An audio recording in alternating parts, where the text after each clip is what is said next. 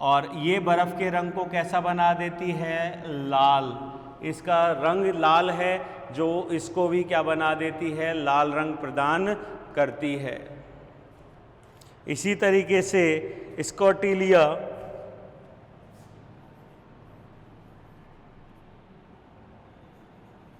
निवेलिस, N छोटा, NIVALIS, ये बर्फ़ के, इसका रंग काला होता है स्पोर्स का, इसलिए बर्फ़ का रंग कैसा दिखाई देता है हमें? काला।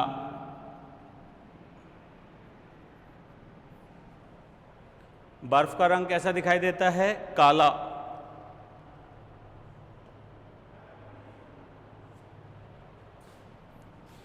एक और लिख लेते हैं, हेमेटोकोकस, HAEMATOCOCOUS, हेमेटोकोकस निवेलिस।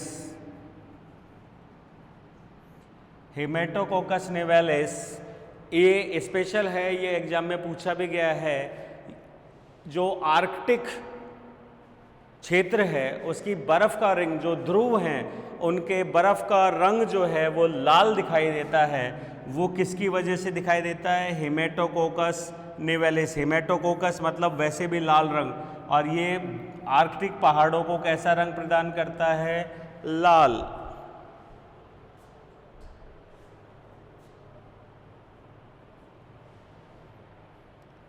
ठीक है। क्लेमाइडोमोनास येलोस्टोनेंसिस ये यूरोपीय पठारों को हरा रंग देता है, और हेमेटोकोकस निवेलिस जो है वो बर्फ़ को या आर्कटिक जो ध्रुवीय जो क्षेत्र है उनको कैसा रंग प्रदान करता है? लाल। दूसरा यहाँ पे हम ले सकते हैं क्राइसो के बाद में सीधे ही हम ले लेते हैं थर्मोफाइट्स, THERMOPHYTES। फाइट्स का मतलब हो गया पादप, और थर्मो का मतलब हो गया गर्म। इसे हम क्या कह सकते हैं? इसे हम बोल सकते हैं तपोद्भिद। ये एग्जाम्पल्स मिटा देता हूं।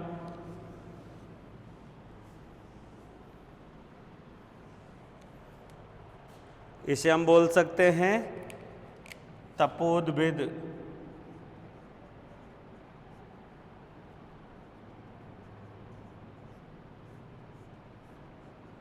तपोद्भिद अर्थात गर्म पानी के झरनों में पाई जाने वाली एल्गीज। ठीक है। यहाँ हम इसका एग्जाम्पल्स दे सकते हैं तपोद्भिद में हेटेरो, होर्मोगोनियम, ऑसिलोटेरिया ब्रेविस,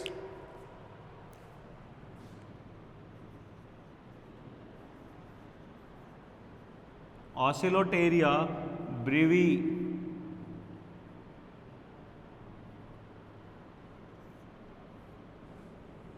ठीक है। एक हम हेटेरो होर्मोगोनियम,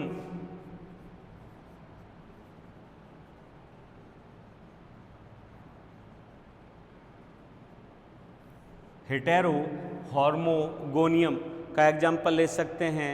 एक एग्जाम्पल सिनकाइट्रियम का भी हम इसमें ऐड कर सकते हैं, SCHYN, सिनकाइट्रियम।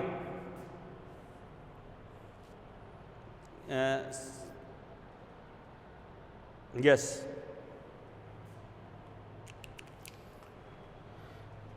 थर्ड, इसको रहने देते हैं। थर्ड हम यहाँ पे ऐड कर सकते हैं, दीज आर लिथोफाइट्स।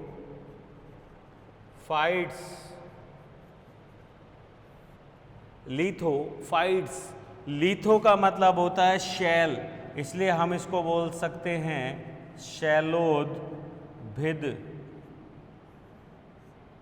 शैलोदभिद, चट्टानों पर या दीवारों पे उगने वाली चट्टानें, जहाँ पे पानी रुकने की संभावना नहीं होती, पानी को एब्जॉर्ब करने की संभावना नहीं होती, और ये होती है हमेशा पर्वतीय क्षेत्रों के टॉप पे। ऐसी जगह के ऊपर एल्गीज ही हैं जो इन विकट परिस्थितियों में अपने आप को क्या कर सकती है? सर्वाइव कर सकती है। इन्हें बोलते हैं हम लिथोफाइट्स। यहाँ पे हम एग्जाम्पल दे सकते हैं, जो टेरेस्ट्रियल एल्गी थी हमारे जेंथोफाइसी की, वाउचेरिया, जिसको हमने अभी अभी किस में पढ़ा था, टेरिस्टियल में भी पढ़ा। तो वाउचेरिया पूरा नहीं लिख के वाउचेरिया स्पीसीज कर देते हैं।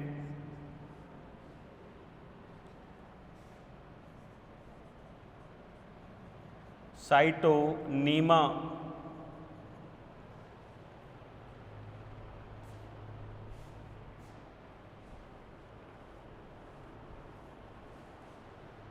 फॉर्मिडियम, PHORMIDIUM, फॉर्मिडियम। तो इस तरीके से बहुत सारे एग्जाम्पल्स हैं जो हम इसमें ऐड कर सकते हैं। अब हम चलते हैं दूसरे पादपों के ऊपर। तो यहाँ पे हम एग्जाम्पल लेते हैं, 3 हो गए।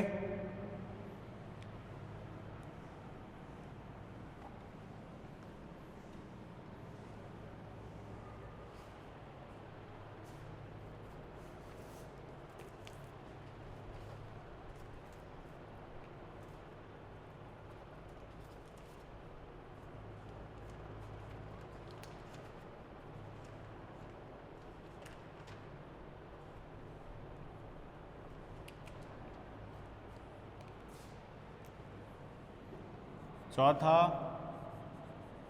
Epiphytes, epiphytes. दूसरा लिख सकते हैं हम यहीं पे 5वां एपीफिल्लोफाइट्स।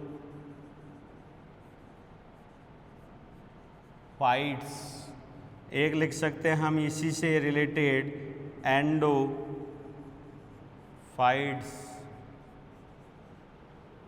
एंडोफाइट्स। एपीफाइट्स का मतलब हो गया पादप के शरीर के ऊपर अधिपादपीय।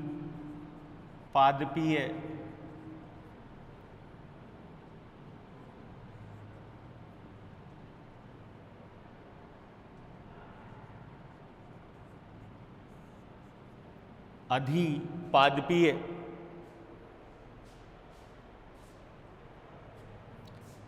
एपीफिल्लोफाइट्स के लिए अगर अपन बात करें तो एपी का मतलब हो गया ऊपर, अधि,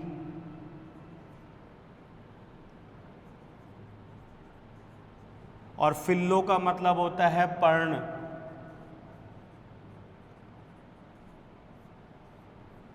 किसी बड़े पादप के पर्ण के ऊपर एपीफाइटिक के रूप में पाया जाना। एंडोफाइट का मतलब होता है अंतः पादपीय, किसी पादप के शरीर के अंदर। तो एपीफाइटिक में तो हम बहुत सारे एग्जाम्पल्स यहाँ पे कंसिडर कर सकते हैं, जैसे एक्टोकार्पस। एक्टोकार्पस जो है वो खुद लेमिनेरिया के ऊपर जो है वो पाया जाता है। प्लस जितनी भी हम एल्गीज की बात करें, ज़्यादातर जो कि टेरेस्ट्रियल या अनयूजुअल हैं या जलीय हैं, वो भी किसी न किसी बड़े पादप के तने या उसकी क्या बोलते हैं राइजोइड्स या किसी चट्टान से चिपककर ही सर्वाइव करती है। तो एपीफाइटिक्स में हम यहाँ पे एग्जाम्पल काफ़ी कुछ दे सकते हैं, जैसे जिग्निमा,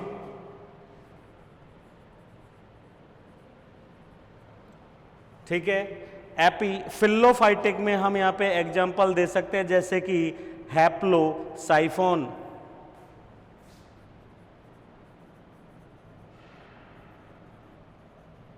और एंडोफाइटिक में हम एग्जाम्पल दे सकते हैं जैसे कि नॉस्टॉक, एनाबीना,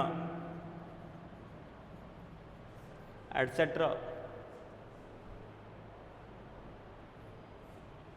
नेक्स्ट, जिस तरीके से ये एपीफाइटिक है उसी तरीके से 7वें नंबर पे हम ले सकते हैं एपीजॉइक।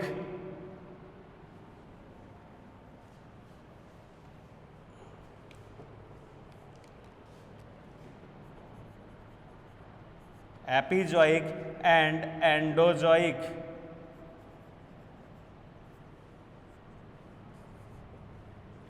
एपी का मतलब हो गया अधि और जॉइक का मतलब हो गया जंतु, किसी बड़े जंतु की पीठ पर या किसी बड़े जंतु के सहारे से। उसी तरीके से एंडोजॉइक का मतलब हो गया अंतः जंतुक, किसी जंतु के शरीर के अंदर। एपिजोइक में हम काफ़ी एल्गीज जैसे कि क्लोरेला है, कीटोफोरा है आदि को यहाँ पे कंसिडर कर सकते हैं।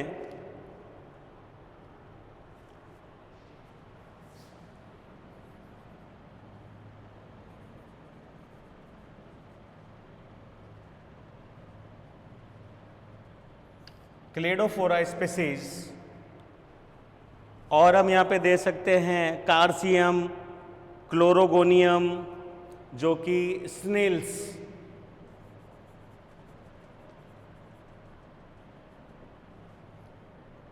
घोंगे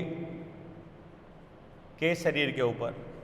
और एंडोजोइक में अगर हम एग्जाम्पल लें तो काफ़ी एग्जाम्पल है, जिसमें एक एग्जाम्पल हम दे सकते हैं जैसे कि जुक्लोरेला। जुक्लोरेला जो है वो पाया जाता है दूसरे जंतुओं के शरीर के अंदर जैसे कि हाइड्रा,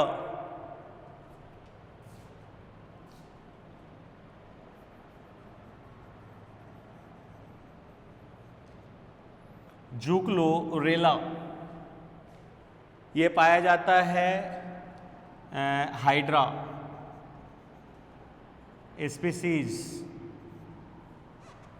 हाइड्रा स्पीसीज है इसकी विरिडिस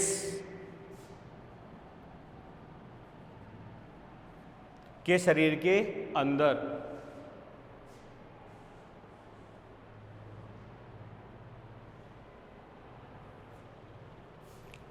9th नंबर पे हम यहाँ पे एग्जाम्पल ले लेते हैं सिम्बायोटिक का।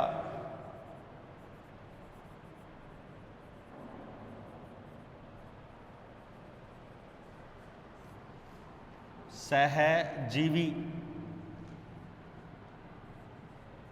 एल्गीज सिम्बायोसिस का भी परफेक्ट एग्जाम्पल है। जैसे मैं आपसे कहूं, जो अभी अभी हमने एंडोफाइटिक और एंडोजोइक पढ़े वो सिम्बायोसिस का ही बेस्ट एग्जाम्पल है, जिसमें हम ले सकते हैं नॉस्टॉक, एनाबीना,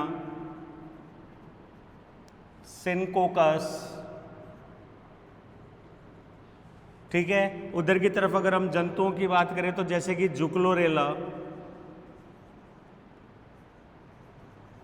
ये सारे के सारे सिम्बायोसिस के ही एग्जाम्पल हैं।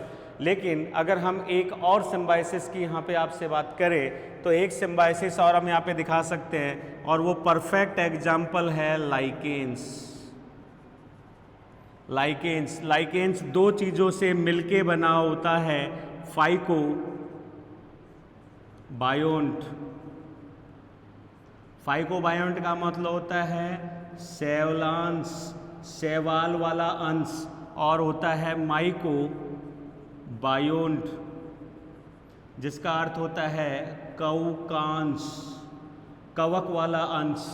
अर्थात इसमें एल्गी जो है वो फंगस के साथ सिम्बायोटिक रिलेशनशिप के साथ में क्या होती है, जुड़ी हुई होती है। इसी तरीके से एक एग्जाम्पल हम यहाँ पे देते हैं पैरासाइट का।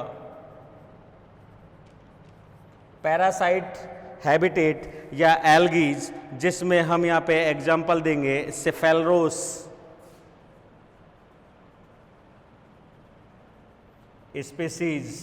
सेफेलोरोस जो है वो चाय की पत्ती में कौन सा रोग कॉज करता है, रेड रस्ट डिजीज, लाल किट रोग उत्पन्न करता है। तो आज की क्लास में इतना ही, इसके साथ ही कंप्लीट होते हैं कंप्लीट हैबिटेट्स ऑफ एल्गीज। ठीक है स्टूडेंट्स, मिलते हैं नेक्स्ट क्लास में।